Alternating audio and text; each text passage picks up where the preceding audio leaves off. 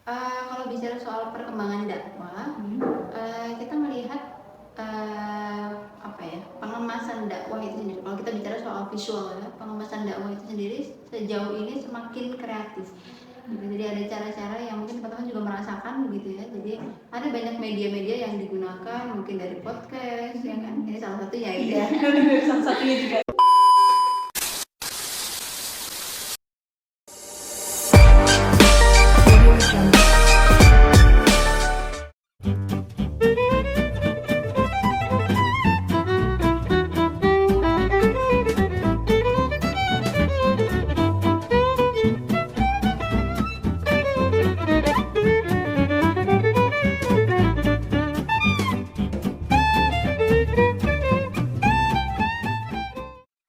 Bismillahirrahmanirrahim. Assalamualaikum warahmatullahi wabarakatuh.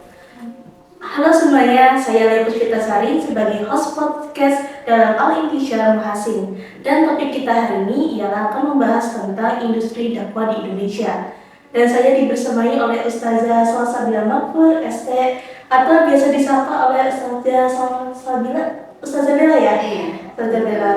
Beliau sebagai aktif pendakwah ya di ranah pendidikan Pondok Pesantren Mahat Syariful Haramain ya Ustazah ya, dan juga aktif dalam sosial media. Masya Allah. Apa kabar Ustazah? Alhamdulillah baik. Alhamdulillah, Masya Allah. Terima kasih ya telah meluangkan waktunya ya di tengah-tengah kesibukan Ustazah. Sudah berapa lama Ustazah menjadi seorang pendakwah? Iya. Mungkin kalau boleh sedikit cerita, aktif berdakwah itu sebetulnya dari SMA ya. Cuma mungkin kalau untuk betul-betul terjun dalam komunitas gitu ya, itu waktu di kampus, waktu kuliah. Sampai sekarang. Jadi kalau kuliah itu saya waktu itu 2015 sampai sekarang itu berapa tahun gitu ya? Iya, berarti hampir 10 tahun. Lebih 10 tahun ya hampir. Insya Allah itu sama perjalanan panjang ya berarti dari SMA ya sampai saat ini ya Ustazah ya. Bagaimana nih pandangan Ustazah terkait perkembangan industri dakwah di Indonesia selama beberapa tahun terakhir ya? Dan apa saja yang menjadi tren utama dan perubahan signifikan yang terjadi? Silakan Ustazah. Kalau bicara soal perkembangan dakwah, kita melihat pengemasan dakwah itu sendiri. Kalau kita bicara soal visual ya, pengemasan dakwah itu sendiri sejauh ini semakin kreatif. Jadi ada cara-cara yang mungkin teman-teman juga merasakan begitu ya. Jadi ada banyak media-media yang digunakan, mungkin dari podcast, ya kan? Ini salah satunya gitu ya. Salah satunya juga. Iya, salah satunya. Kemudian dari kajian-kajian yang dikemas dengan era digital yang menjual itu.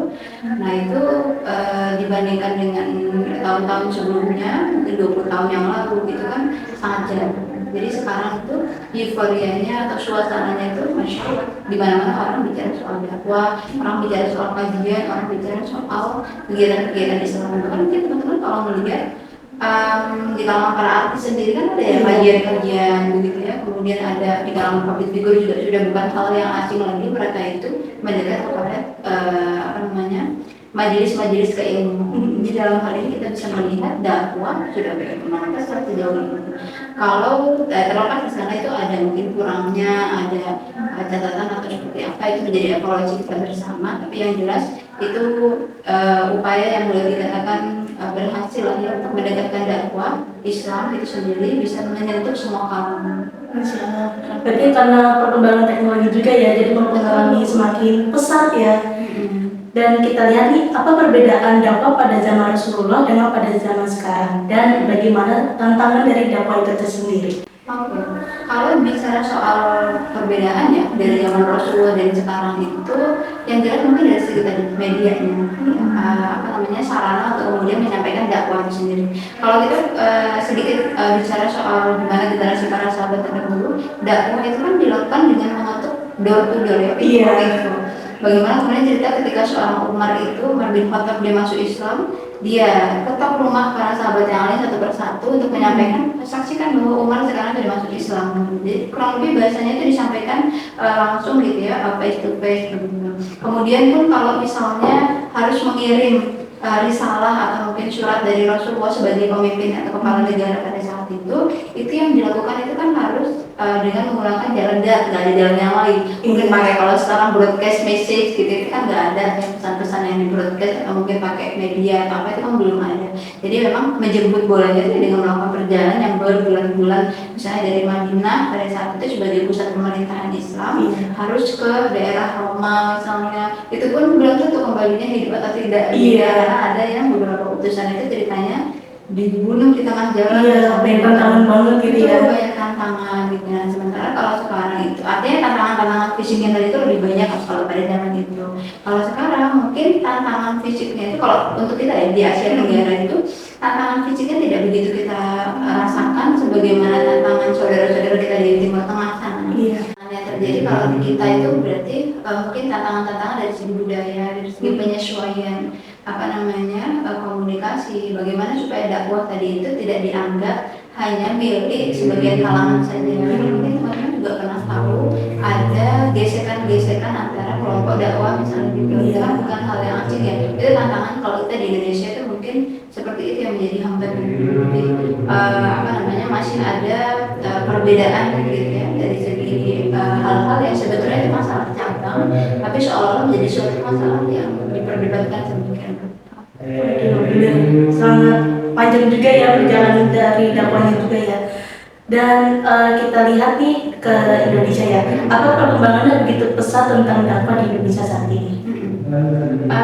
Kalau tadi ya bicara soal dakwah itu, kalau kita teman-teman tahu bagaimana awal mula masuknya Islam ke Indonesia itu tidak lepas dari atau perkembangan dakwah Islam di Indonesia itu kan tidak lepas dari pengaruh wali songo pada saat para wali yang memang ditugaskan untuk kemudian menyebarkan Islam di Indonesia. Nah, perkembangannya sampai saat ini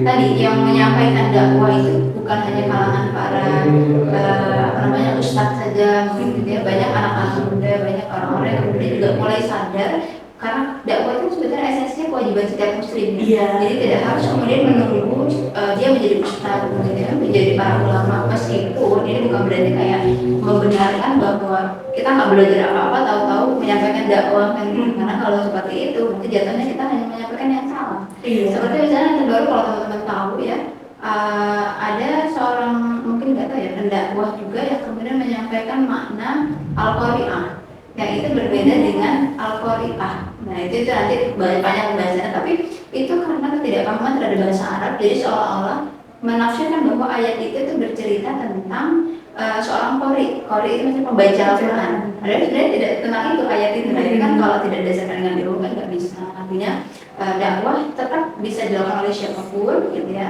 Tapi butuh ilmu, butuh bekal sebelum menyampaikan dakwah tersebut. Jadinya sebelum kita berdakwah pun juga harus berilmu dulu ya. Dan adab juga penting ya berarti ya dalam hal ini ya. Lalu Ustazah nih, Ustazah sendiri melalui media apa yang suka Ustazah lakukan untuk berdakwah? Kalau saya mungkin dari platform media sosial yang ada ya. Terutama sebetulnya Instagram lebih dominan. TikTok kita atau YouTube ya nggak kalau sampai saat ini belum karena belum ada tim yang harus, kan itu harus ada ini ya, editing, kemudian harus ada ya macam-macam lah multimedia, jadi belum merambah ke arah. Tapi kalau misalnya diundang mungkin tadi ya dengan podcast atau apa itu sudah sih kalau ke YouTube, ke channel-channel. Iya, berarti Ustazah suka baca-baca komentar nggak sih netizen? Kan biasanya suka ada yang curhat gitu ya. Iya, itu pasti. Mungkin ada evaluasi atau ada pertanyaan yang dari apa yang disampaikan itu selalu baik. Itu bisa dong curhat nanti. Baik, Ustazah, kalau hambatan nih dalam berdakwah di Indonesia ini kan kita punya ragam budaya. Berarti apa hambatan berdakwah dari tengah-tengah ragam budaya Indonesia ini? Iya, tadi ya yang sedikit saya singgung sebelumnya itu, jadi bagaimana kemudian menyamakan dakwah, bahwa dakwah itu sebetulnya kan tugas setiap muslim, dan konten dakwah yang seperti apa yang harus disampaikan itu yang pasti sesuai dengan apa yang Rasulullah ajarkan, sesuai dengan tuntunan Islam gitu. Jadi itu koridornya. Nah, Kalau kemudian ternyata ada yang mendakwahkan gitu ya, hal yang benar tadi itu, tapi kemudian dianggap berbeda dengan budaya masyarakat setempat, itu yang hari ini masih mengalami penolakan. Nah, itu butuh komunikasi, butuh adanya jembatan ya, supaya dakwah itu bisa diterima sebagaimana apa yang diturunkan oleh Allah dan Rasulnya. Seperti misalnya gini, konsep tentang riba misalnya. Orang hari ini, pada hari ini ya teman-teman, itu kan memandang riba itu sudah tahu oh riba itu haram. Tapi kan itu belum terjadi di puluhan tahun yang lalu. Orang tuh masih ya udah gampang aja kredit, gampang aja KPR atau apa. Konsep bahwa riba itu haram itu belum begitu membumi lah katanya. Atau konsep tentang jilbab misalnya atau apa segala macam. Nah itu kan butuh proses untuk gimana caranya mengenalkan itu semua sampai akhirnya masyarakat itu paham.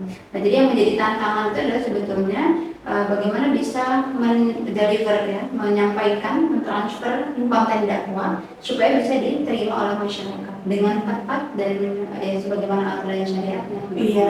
Dan mungkin yang menjadi tantangan juga tadi soal apa ya, pemahaman antar kelompok gitu ya. Iya. Kadang-kadang itu yang menjadi gesekan yang bisa memecah dakwah juga. Benar sih ya.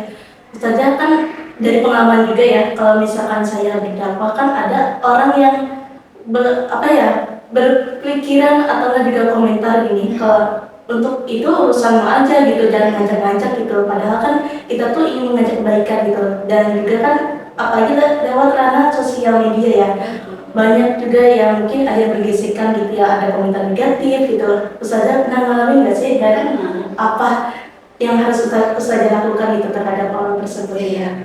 Satu hal yang harus kita pahami, tantangan dakwah itu kan pasti ada. Baik kita alami sekarang ataupun dialami oleh Rasul dan para sahabat terdahulu. Nah kita bisa belajar dari generasi mereka, gimana caranya mereka menghadapi tantangan dakwah itu. Sekali ada penyinyiran kemudian kita berhenti, itu kan berarti kita nggak bisa menghadapi tantangan. Iya. Nah gimana caranya para sahabat itu juga bisa tangguh gitu ya. Skala Mus'ab bin Umair misalnya ya, yang kemudian dia kan tadinya kaya raya, kemudian penampilannya boljo segala macam, ketika dia masuk Islam semua fasilitas itu dicabut oleh orang tuanya. Sehingga akhirnya dia jadi orang yang kayak compang-camping, kemudian ibaratnya mungkin gelandangan lah begitu. Tapi kan dia tidak memperhatikan penilaian manusia. Nah ini yang penting kalau seorang pendakwah atau seorang dai itu yang harus difokuskan adalah apa yang dia tuju. Kalau dia hanya menuju atau meraih atau ingin mendapatkan ridhonya Allah, maka fokus dengan itu aja. Apa itu komentar orang? Kalau misalnya dia menjatuh karena dia nggak terima, itu anggap itu bagian daripada kerikil-kerikil dakwah. Yang namanya kerikil kan nggak mungkin aku membuat kita berhenti, paling cuma kesambung gitu ya. Kalau menjatuh ya nanti diobati selesai bisa jalan lagi kan gitu. Jadi nggak harus sampai membuat kita berhenti. Karena saya juga pernah gitu mengalami seperti itu, kayak misalnya dulu waktu kuliah itu ketika kita pengen sharing session misalnya ya, kemudian ada yang boleh menanggapi, ngapain mbak kok harus ngomongin dakwah, kita kan kampus negeri, kalau misalnya mau ngomongin dakwah di kampus Islam aja gitu. Jadi ada kata-katakan seolah-olah kalau di kampus negeri tidak usah kita bicara soal kajian-kajian keislaman, itu masih ada yang begitu. Ya sebenarnya dari teman saya juga kan ada yang dari suka negeri gitu, malah kaget gitu, kok kegiatan kami Islami banget kan gitu ya. Kan ada komunitas juga ya, kayak Bogor Community mahasiswa itu. Dan juga teman saya, wah ini mah Masya Allah banget sih gitu, apa sih kalau ikut kajian tuh harus jadi mahasiswa Islam gitu. Ya harusnya tuh mahasiswanya pada semuanya gitu ya. Yang penting dia seorang muslim. Ya seorang muslim ya udah dia masih. Benar sih, luar biasa juga ya, pengaruh juga pergaulan ya berarti ya kalau itu. Selanjutnya nih, bagaimana para pelaku dakwah merencanakan keberlangsungan aktivitas mereka dan apa harapan mereka untuk masa depan industri dakwah di Indonesia? Yang jelas sebetulnya kalau kita mau berdakwah ya itu harus punya strategi, harus punya plan, harus punya rencana gitu teman-teman. Jadi ini karena kita kan kalau dalam berdakwah itu bukan hanya maunya kita, bukan hanya kita meraba-raba harus gimana enggak, tapi kita mencontoh dengan sebagaimana apa yang sudah dicontohkan oleh Rasulullah. Nah, Rasulullah mencontohkan metode dakwahnya itu seperti apa, tahapan dakwahnya seperti apa. Nanti teman-teman kalau mungkin bisa memperdalam di sirah gitu ya, dijelaskan kan, diceritakan bagaimana sebenarnya tahapan dakwah Rasulullah kan awalnya dari tahap pembinaan, fase pembinaan semua para sahabat itu dibina di rumah Alqam bin Abil Arqam waktu itu. Kemudian setelah dibina sekian tahun, kemudian habis itu baru dakwah secara terang-terangan. Awalnya dakwah sembunyi-sembunyi dulu, baru habis itu terang-terangan, habis itu kemudian meluaskan ekspansi dakwah. Diperluas sampai kemudian ke wilayah-wilayah lain selain daripada Mekah, kemudian sampai akhirnya hijrah ke Madinah, kemudian memperluas dakwah lagi. Nah, intinya tahapan-tahapan dakwah itu yang kemudian harus kita contoh juga. Jadi melalui tahapan pembinaan, kemudian tahapan interaksi dengan umat, kemudian sampai akhirnya tahapan interaksi yang lebih luas lagi sampai nanti akhirnya menegakkan syariat gitu ya dalam bingkai kehidupan. Jadi gimana caranya seorang mendakwa punya target-target ke arah sana, berarti harus ada perencanaan, harus ada evaluasi mungkin, jadi supaya yang dilakukan itu nggak cuma menjalankan rutinitas saja dan nggak berpengaruh. Kita kan nggak pengen seolah-olah seperti udah banyak effort yang kita lakukan, tapi ternyata hasilnya negatif, tidak ada apa-apa. Ya meskipun sebetulnya bukan nggak ada apa-apa banget, semua pasti kebaikan itu kan bernilai di sisi Allah. Tapi kan yang kita harapkan gimana caranya dakwah tadi itu juga berkembang, ada nilainya, ada pengaruhnya bagi masyarakat. Iya. Jadi harapannya juga ingin gitu ya yang lain pun berubah gitu yang jadi lebih baik lagi ya. Dan udah di akhir penutupan nih ya, sebelum penutupan apa pesan yang ingin Ustaz sampaikan itu terhadap calon-calon dai masa depan, terutama calon-calon dai generasi sekarang itu Gen Z gitu.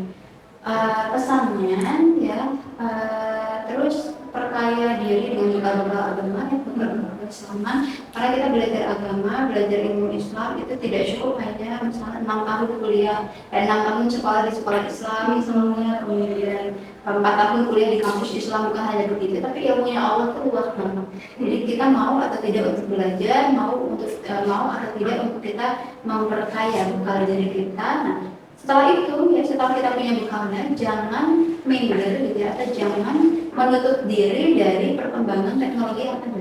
Karena kita perlu juga loh membaur, misalnya tahu nih, saya juga termasuk dulu orang yang skeptis kayak TikTok itu apa sih isinya, mungkin joget-joget, tapi ternyata ada orang yang bisa memanfaatkan platform itu justru untuk dakwah dengan bikin konten-konten gitu ya, jadi konten-konten kreator untuk dakwah. Jadi kita nggak boleh menutup mata dengan perkembangan teknologi yang ada, karena bisa jadi itu yang jadi pintu untuk masuknya dakwah itu ke kalangan orang-orang yang lebih luas lagi di luar kita melek teknologi, melek perkembangan zaman dengan tetap berpegang pada nilai-nilai atau bekal-bekal keislaman. Masya Allah, keren banget gitu ya jawabannya, dan itu juga jadi motivasi saya juga.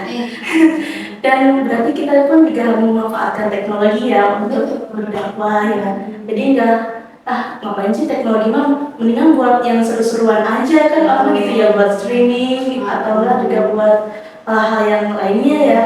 Tapi ternyata ada juga yang bahkan menganggap kita nggak boleh memanfaatkan teknologi sama sekali. Kenapa? Karena teknologi itu dari buatan barat. Aduh, itu parah sih. Padahal itu adalah ranah madaniyah, akhirnya kita boleh untuk memanfaatkan itu.